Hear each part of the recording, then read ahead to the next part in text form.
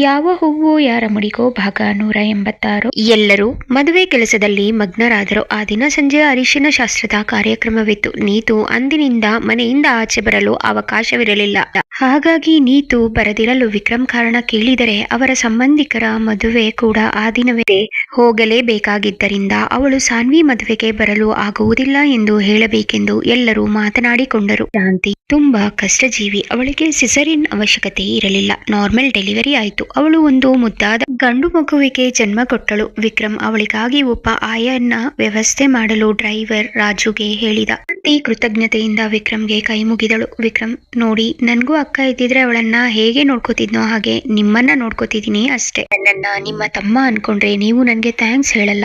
ನಾನು ಬೇರೆಯವನು ಅನ್ಕೊಂಡ್ರೆ ಇವೆಲ್ಲ ಫಾರ್ಮ್ಯಾಲಿಟೀಸ್ ಇರ್ಬೇಕಾಗುತ್ತೆ ಎಂದಾಗ ಶಾಂತಿ, ಇಲ್ಲ, ನಿಮ್ಗೆ ಇನ್ಯಾವತ್ತೂ ಥ್ಯಾಂಕ್ಸ್ ಹೇಳಲ್ಲ ಎಂದವಳ ಕಣ್ಣಲ್ಲಿ ಕೃತಜ್ಞತೆ ಇತ್ತು. ಅರಿಶಿನ ಶಾಸ್ತ್ರಕ್ಕೆ ಎಲ್ಲ ತಯಾರಿ ನಡೆಯುತ್ತಿತ್ತು. ನಿತಿನ್ ಸಾನ್ವಿ ಇಬ್ಬರಿಗೂ ಒಟ್ಟಿಗೆ ಶಾಸ್ತ್ರ ನಡೆಯಬೇಕೆಂದು ವಿಕ್ರಮ್ ಹೇಳಿದ್ದ. ಆದರೆ ಇವರಿಬ್ಬರ ಮದುವೆ ನಡೆಯುವುದಿಲ್ಲವೆಂದು ತಿಳಿದಿದ್ದರಿಂದ ನಿತಿನ್ಗೆ ಇಷ್ಟವಿಲ್ಲದ ಕಾರಣ ಅವನ ತಾಯಿ ವಿಕ್ರಮ್ಗೆ ಕಾಲ್ ಮಾಡಿ, ವಿಕ್ರಮ್, ನಮ್ಮ ಬಂಧುಗಳೆಲ್ಲ ನಿತಿನ್ಗೆ ಅರಿಶಿನ ಶಾಸ್ತ್ರ ನಮ್ಮ ಮನೇಲಿ ನಡೀಲಿ, ಇರೋನು ಒಬ್ಬ ಮಗ, ಅವನನ್ನು ಕರ್ಕೊಂಡು ಬೇರೆಯವರ ಮನೆಗೆ ಯಾಕೆ ಹೋಗ್ಬೇಕು ಅಂದ್ರು. ಶಾಸ್ತ್ರಗಳು ನಮ್ಮ ಮನೇಲಿ ನಡೀಲಿ ಅನ್ನೋದೇ ನಮ್ಮ ಆಸೆ ಕೂಡ. ಪ್ಲೀಸ್ ನೀನು ಬೇಸರ ಮಾಡ್ಕೋಬೇಡ ಎಂದಾಗ ವಿಕ್ರಮ್, ನಿಮ್ಮ ಆಸೆ ಕೂಡ ಸರಿಯಾಗಿದೆ, ಹಾಗೆ ಮಾಡಿ, ಅದರಲ್ಲಿ ಬೇಸರ ಮಾಡಿಕೊಳ್ಳೋ ಮಾತೆಲ್ಲಿದೆ ಎಂದಿದ್ದ. 3 ಜನರ ಅರಿಶಿನ ಶಾಸ್ತ್ರಕ್ಕೆ ಬೇರೆ ಬೇರೆ ಕಡೆ ವ್ಯವಸ್ಥೆ ಆಗಿತ್ತು. ಸಂಜಯ್, ಪಂಕಜ್, ಪಲ್ಲವಿ ಎಲ್ಲರೂ ಸೇರಿ ವಿಕ್ರಮ್ಗೂ ಕೂಡ ಅರಿಶಿನ ಶಾಸ್ತ್ರ ನಡೆಯಬೇಕೆಂದು ಕೊಂಡರು. ಅದು ಹೇಗೆ ಅನ್ನೋದನ್ನ ಯೋಚಿಸಬೇಕಿತ್ತು ಅಷ್ಟೇ. ವಿಕ್ರಮ್ ಶಾಂತಿ ಡೆಲಿವರಿ ಮಾಡಿಸಿದ ನಂತರ ತನ್ನ ಕ್ಯಾಬಿನ್ಗೆ ಬಂದು ಕೆಲವು ಪೇಷಂಟ್ ಗಳನ್ನ ನೋಡಿದ.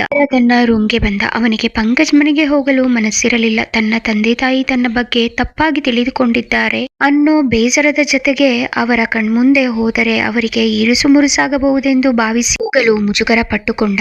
ಆದರೆ ಸಾನ್ವಿಗೆ ಅರಿಶಿನ ಶಾಸ್ತ್ರ, ತಾನೂ ಕೂಡ ಭಾಗವಹಿಸಬೇಕೆಂಬ ಆಸೆ. ಆದರೆ ಸ್ವರ್ಣಾಳ ಕಟುವಾದ ಮಾತುಗಳು ಅವನನ್ನು ಹೋಗದಂತೆ ತಡೆದಿತು. ಪಂಕಜ್ ತನ್ನ ಕೆಲಸ ಮುಗಿಸಿ ಮನೆಗೆ ಬಂದ. ಆಗಲೇ ಸಾನ್ವಿಗೆ ಅರಿಶಿನ ಶಾಸ್ತ್ರಕ್ಕೆ ನಿಧಾನವಾಗಿ ತಯಾರಿ ನಡೆದಿತ್ತು. ಸಂಜಯ್, ಪ್ರೀತಮ್ ಕೂಡ ತಮ್ಮ ಕೆಲಸ ಮುಗಿಸಿಕೊಂಡು ಬೇಗ ಮನೆಗೆ ಬಂದಿದ್ದರು. ಜಗನ್ ಮನೆಯವರು ಕೂಡ ಬಂದಿದ್ದರು. ಸಂಜಯ್ ಜಗನ್ ಬಳಿ ಬಂದು, ಜಗನ್, ವಿಕ್ರಮ್ ಸರ್ಗೂ ಕೂಡ ಅರಿಶಿನ ಶಾಸ್ತ್ರ ನಡೆಯಬೇಕು, ಆದ್ರೆ ಅದು ಶಾಸ್ತ್ರ ಅಂತ ಯಾರಿಗೂ ಅನುಮಾನ ಬರಬಾರದು. ಅಟ್ಲೀಸ್ಟ್ ವಿಕ್ರಮ್ ಸರ್ ಮೇಲೆ ಅರಿಶಿನ ಬಿದ್ರೆ ಸಾಕು ಎಂದಾಗ ಜಗನ್, ಸಂಜಯ್ ಸರ್ ಎಂದ.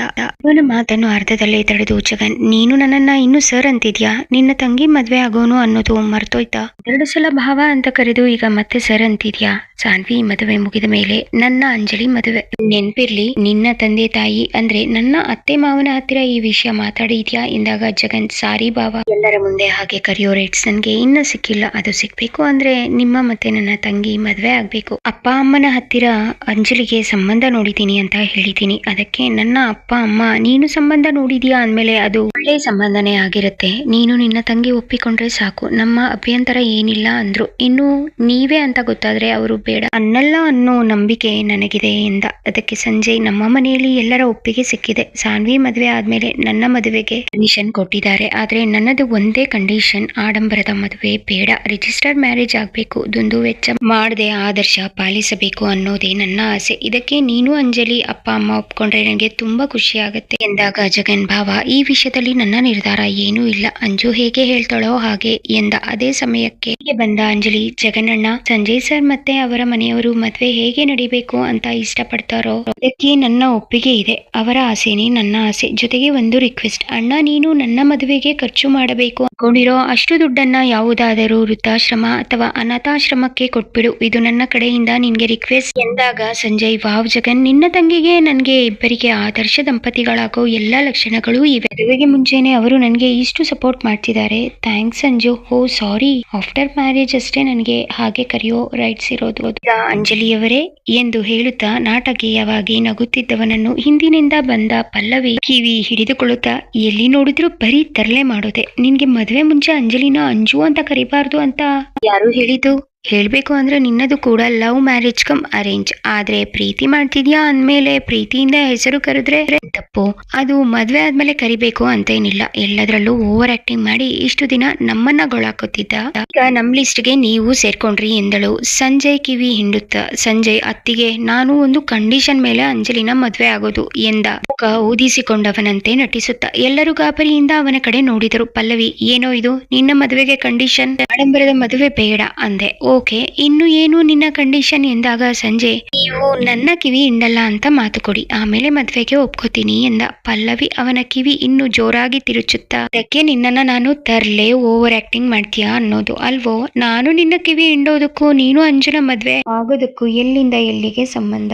ನಿನ್ನ ಕಿವಿ ಹಿಂಡೋದನ್ನ ನಾನು ಬಿಡಲ್ಲ. ಹಾಗಿದ್ರೆ ನೀನು ಅಂಜುನ ಮದುವೆ ಆಗಲ್ವಾ ಎಂದಾಗ ಸಂಜಯ್, ಅಯ್ಯೋ ಹಾಗೇನಿಲ್ಲ, ನೀವು ಈ ಕಂಡೀಷನ್ಗೆ ಏನಂತೀರೋ ಅಂತ ಟೆಸ್ಟ್ ಮಾಡ್ದೆ ಎಂದ ಹಲ್ಲು ಕಿರಿಯುತ್ತಾ. ಪಲ್ಲವಿ, ಸಾಕು 32 ಹಲ್ಲು ತೋರಿಸಿತ್ತು. ಜಗನ್ ಜೊತೆ ಸೇರಿ ವಿಕ್ರಮಣ್ಣನಿಗೂ ಅರಿಶಿನ ಶಾಸ್ತ್ರ ಮಾಡೋಕೆ ಏನಾದ್ರೂ ಪ್ಲಾನ್ ಮಾಡು ಬೇಗ ಎಂದವಳು ಅಂಜಲಿಯನ್ನು ಕುರಿತು. ಅಂಜು, ಸಾನ್ವಿ ಏನ್ ಮಾಡ್ತಿದ್ದಾಳೆ ನೋಡಿ, ಅವಳನ್ನ ರೆಡಿ ಮಾಡಿ ಕರ್ಕೊಂಡು ಬಾಮ್ಮ, ನಾನು ಎಲ್ಲ ಅರೇಂಜ್ಮೆಂಟ್ಸ್ ಆಗಿದ್ಯಾ ನೋಡ್ತೀನಿ ಎಂದು ಹೇಳಿ ಒಂದು ಹೆಜ್ಜೆ ಮುಂದೆ ಇಟ್ಟವಳಿಗೆ ಸೀರೆ ಕಾಲಿಗೆ ಸಿಕ್ಕು ಇನ್ನೇನು ಮುಗ್ಗರಿಸಬೇಕು ಅಷ್ಟರಲ್ಲಿ ಅಂಜಲಿ ಅವಳನ್ನು ಬೀಳದಂತೆ ಹಿಡಿದುಕೊಂಡಳು. ಸಂಜಯ್, ಜಗನ್ ಗಾಬರಿಯಾಗಿ ಪಲ್ಲವಿ ಕಡೆ ನೋಡಿದರು. ಅಂಜಲಿ, ಪ್ಲೀಸ್ ನೀವು ಅವಸರದಲ್ಲಿ ಓಡಾಡಬೇಡಿ, ಏನೇ ಕೆಲಸ ಇದ್ರು ನನ್ಗೆ ಹೇಳಿ. ನನ್ಗೆ ನೀವು ಹೀಗೆಲ್ಲ ಅರ್ಜೆಂಟ್ ಮಾಡ್ತಾ ಓಡಾಡ್ಕೊಂಡು ತೊಂದ್ರೆ ಮಾಡ್ಕೊಳ್ಳೋದು ನೋಡಿದ್ರೆ ಭಯ ಆಗತ್ತೆ. ನೋಡಿ, ಮೊದಲು ನೀವು ಬಂದು ಒಂದು ಕಡೆ ಕೂತ್ಕೊಳ್ಳಿ, ಅದೇನೇ ಕೆಲಸ ಇದ್ರು ನನ್ಗೆ ಹೇಳಿ ಎನ್ನುತ್ತಾ ಅವಳ ಕೈ ಹಿಡಿದುಕೊಂಡಳು. ಪಲ್ಲವಿ ಕೂಡ ಗಾಬರಿಯಿಂದ, ಅಯ್ಯೋ ನನ್ಗೆ ಏನಾಗಿದೆ, ಯಾವಾಗ್ಲೂ ಹೀಗೆ ಬ್ಯಾಲೆನ್ಸ್ ತಪ್ತಾನೆ ಇರ್ತೀನಿ, ಇದು 2ನೇ ಸಲ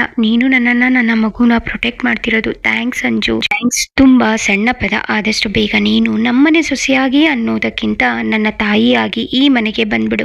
ಅವಳನ್ನು ತಪ್ಪಿಕೊಂಡಳು. ಸಂಜಯ್, ಥ್ಯಾಂಕ್ಸ್ ಅಂಜಲಿ, ಇದು 2ನೇ ಸಾರಿ ನೀನು ನನ್ನ ಅತ್ತಿಗೆನ ಪ್ರೊಟೆಕ್ಟ್ ಮಾಡ್ತಿರೋದು. ಅತ್ತಿಗೆ ಹೇಳಿದ ಹಾಗೆ ಥ್ಯಾಂಕ್ಸ್ ತುಂಬಾ ಸಣ್ಣ ಪದ ಎನ್ನುತ್ತಾ ಕೈ ಮುಗಿದ ಜಗನ್. ಸಂಜಯ್ ಸರ್, ಹೀಗೆಲ್ಲ ನೀವು ಮತ್ತೆ ರವಿ ಅಕ್ಕ ನಮ್ಗೆ ಥ್ಯಾಂಕ್ಸ್ ಅಂತ ಹೇಳ್ತಾ ಕೈ ಮುಗಿತಿದ್ರೆ ನಮ್ಗೆ ನಾವು ಹೊರಗಿನವರು ಅನ್ನೋ ಭಾವನೆ ಬರುತ್ತೆ ಎಂದಾಗ ಪಲ್ಲವಿ, ಇಲ್ಲ ಜಗನ್, ನೀವು ಹೊರಗಿನವರಲ್ಲ. ಯಾವ ಜನ್ಮದಲ್ಲಿ ನಾನು ನಿಮ್ಮ ಅಕ್ಕ ಆಗಿದ್ನೋ ಗೊತ್ತಿಲ್ಲ, ಆದ್ರೆ ಈ ಜನ್ಮದಲ್ಲಿ ನನ್ನ ತಂಗಿಯಾಗಿ ನಾನು ಸೇರಿದ ಮನೆಯೇ ಸೇರ್ತಿದ್ದಾಳೆ. ಇವಳು ಮನೆಗೆ ಬಂದ್ರೆ ನನ್ಗೆ ಎನ್ನುತ್ತಾ ಮತ್ತೊಮ್ಮೆ ಪಾವುಗಳಾದಳು. ಅವಳ ಕಂಗಳು ತುಂಬಿಕೊಂಡವು. ಅಂಜಲಿ, ಪ್ಲೀಸ್ ಅಕ್ಕ, ಈ ಸಮಯದಲ್ಲಿ ನೀವು ಕಣ್ಣೀರು ಹಾಕ್ಬಾರ್ದು ಎಂದು ಅವಳ ಕಣ್ಣೀರು ಒರೆಸಿ, ಬನ್ನಿ ನೀವು ಒಂದು ಕಡೆ ಕುತ್ಕೊಂಡು ನನ್ಗೆ ಯಾವ ಕೆಲಸ ಆಗ್ಬೇಕು ಅಂತ ಆರ್ಡರ್ ಮಾಡಿ ಎಂದು ಅವಳ ಭುಜ ಹಿಡಿದುಕೊಂಡು ಜೋಪಾನವಾಗಿ ಮನೆಯ ಒಳಗೆ ಕರೆದುಕೊಂಡು ಹೋದಳು. ಸಂಜಯ್ ಅವರು ಹೋದ ಕಡೆಯೇ ನೋಡುತ್ತಾ, ಪಾಪ ಅತ್ತಿಗೆ ತುಂಬಾ ಶ್ರೀಮಂತ ಮನೆತನದಲ್ಲಿ ಹುಟ್ಟಿದವರು, ಅಣ್ಣನ ಪ್ರೀತಿ ಮಾಡಿದ್ರು ಅನ್ನೋ ಕಾರಣಕ್ಕೆ ಮಿಡ್ಲ್ ಕ್ಲಾಸ್ ಫ್ಯಾಮಿಲಿ ಅಂತ ಅವರ ಮನೆಯಲ್ಲಿ ಇರ್ಲಿಲ್ಲ. ಅತ್ತಿಗೆನ ಮನೆಯಲ್ಲಿ ಕೂಡಿ ಹಾಕಿದ್ರು. ವಿಕ್ರಮಣ್ಣ ಹೇಗೋ ಕಷ್ಟಪಟ್ಟು ಪಲ್ಲವಿ ಅತ್ತಿಗೆನ ಮನೆಯಿಂದ ಕರ್ಕೊಂಡು ಬಂದು ಪಂಕಜ್ ಅಣ್ಣನ ಜೊತೆ ಮದ್ವೆ ಮಾಡಿಸಿದ್ರು. ಅವತ್ತಿನಿಂದ ಅತ್ತಿಗೆ ಅವರ ತವರಿಂದ ದೂರಾನೇ ಉಳಿದು ಬಿಟ್ರು. ಅವರ ತಂದೆ ತಾಯಿ, ಅಣ್ಣ, ಅತ್ತಿಗೆ, ತಂಗಿ ತುಂಬಾ ಸಲ ಅವರಿಗೆ ಎದುರಿಗೆ ಸಿಕ್ಕಿದ್ದಾರೆ. ಆದ್ರೆ ಪ್ರತಿ ಸಾರಿ ಇವರು ಮಾತನಾಡೋ ಪ್ರಯತ್ನ ಮಾಡಿದಾಗಲೆಲ್ಲ ಅವಮಾನ ಅನುಭವಿಸಿದ್ದಾರೆ. ಅದಕ್ಕೆ ಅಂಜಲಿ ಅವರಿಗೆ ತೋರಿಸೋ ಪ್ರೀತಿ ಅವರ ತವರು ಮನೆನ ನೆನಪು ಮಾಡುತ್ತೆ. ಅದಕ್ಕೆ ಅವರು ಅಷ್ಟು ಭಾವಕರಾದ್ರು. ವಿಕ್ರಮ್ ಭಾವ ಮತ್ತೆ ಅವರ ಅಪ್ಪ ಅಮ್ಮ ಕೂಡ ಅತ್ತಿಗೆನ ಅವರ ಮನೆ ಮಗಳು ಅನ್ನೋ ತರಾನೇ ಭಾವಿಸ್ತಾರೆ. ನಮ್ಮ ಅಪ್ಪ ಅಮ್ಮ ಕೂಡ ಅವರಿಗೆ ತವರಿನ ನೆನಪು ಬರದೇ ಇರೋ ತರ ನೋಡ್ಕೋತಾರೆ. ಆದ್ರೆ ನಾವು ಎಷ್ಟೇ ಪ್ರೀತಿ ತೋರಿಸಿದ್ರು ಅಪ್ಪ ಅಮ್ಮನ ಸ್ಥಾನ ಯಾರು ತುಂಬೋಕೆ ಆಗಲ್ಲ. ಅತ್ತಿಗೆ ಒಂದು ಹಂತಕ್ಕೆ ತಮ್ಮ ತಂದೆ ತಾಯಿಯ ಪ್ರೀತಿ ಹಾರೈಕೆಯಲ್ಲಿ ಬೆಳೆದಿದ್ದಾರೆ.